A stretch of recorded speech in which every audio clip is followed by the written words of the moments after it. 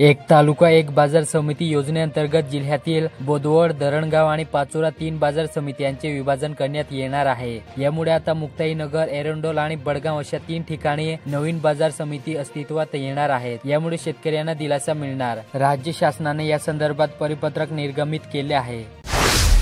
अमळनेर तालुक्यातील सात्री येथे एकाला मारहाण करून गाडीत डाबत पैसे लपास केल्याची घटना 16 रोजी सायंकाळी घडली। याबाबत चौगा विरुद्ध मारोड पोलिसात फिर्याद देण्यात आली। आदिवासी टायगर सेनेतर्फे एरंडोल पोलिसांना निवेदन देण्यात आले असून पोलीस प्रशासनाने पिंपरी बुद्रुक येथील मारहाणीच्या घटनेप्रकरणी एकतर्फी कारवाई केल्याचा आरोप करण्यात आला। मुंबईहून बळगावकडे नवरदेवासह येणारे वऱ्हाडींच्या कारचे टायर फुटले आणि कार समोरून येणारे दुचाकीवर आदळली। या भीषण अपघातात उंबरखेड येथील एक जण जागीच ठार झाला। ही घटना देवडी तालुका चाळीसगाव नजीक गुरुवारी सकाळी 9 वाजेच्या सुमारास घडली।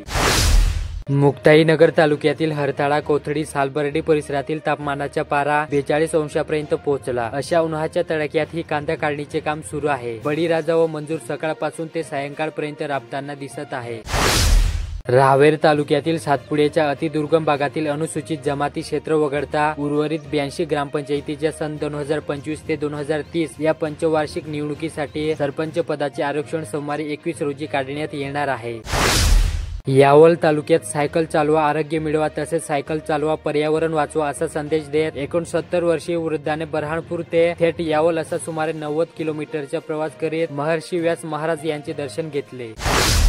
अमळनेर येथे मुलामध्ये क्षमता असेल आणि गावाने त्यांचे कौतुक केले तर त्यांना अधिक ऊर्जा मिळते असे प्रतिपादन परिवीक्षाधीन DYSP केदार बारबोले यांनी केले। पाचोरा तालुका सहकारी शिक्षण संस्थेच्या गोसे हायस्कूलला मुख्यमंत्री माझी शाळा सुंदर शाळा टप्पा 2 अंतर्गत तालुक्यातील सर्वोत्कृष्ट सुंदर शाळा म्हणून प्रथम क्रमांकाचे 3 लाखाचे पारितोषिक मिळाले। आमदार किशोर पाटील यांच्या हस्ते शाळेला हा पुरस्कार प्रदान करण्यात आला। एरंडोल तालुक्यात दररोज उन्हाची तीव्रता वाढत असून गेल्या 2-3 दिवसांपासून तापमानाच्या पाऱ्याने 42 अंशांच्या उंचाक गाठला। त्यामुळे एरंडोल शहरासह ग्रामीण भागात जनजीवनावर विपरीत परिणाम झाला आहे। दुपारच्या वेळी रस्ते निर्मनुष्य होत असून मुख्य बाजारपेठसह व्यापारी संकुलामध्ये ग्राहकांचे शुकशुकाट दिसून येत आहे।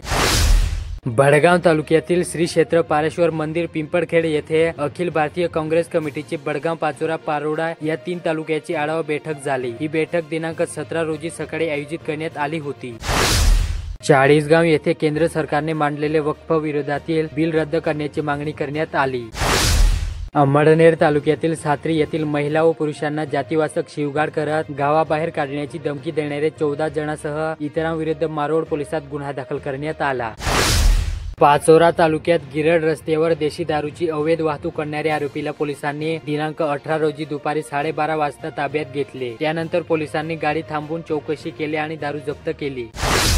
चाळीसगाव तालुक्यात बेकायदेशीर शिक्षक व शिक्षकेतर कर्मचाऱ्यांची बढतीची चौकशीसाठी विशेष चौकशी समिती म्हणजेच SIT नेमावी अशी मागणी जन आंदोलन खानदेश विभागाचे अध्यक्ष प्राध्यापक गौतम निकम यांनी केली।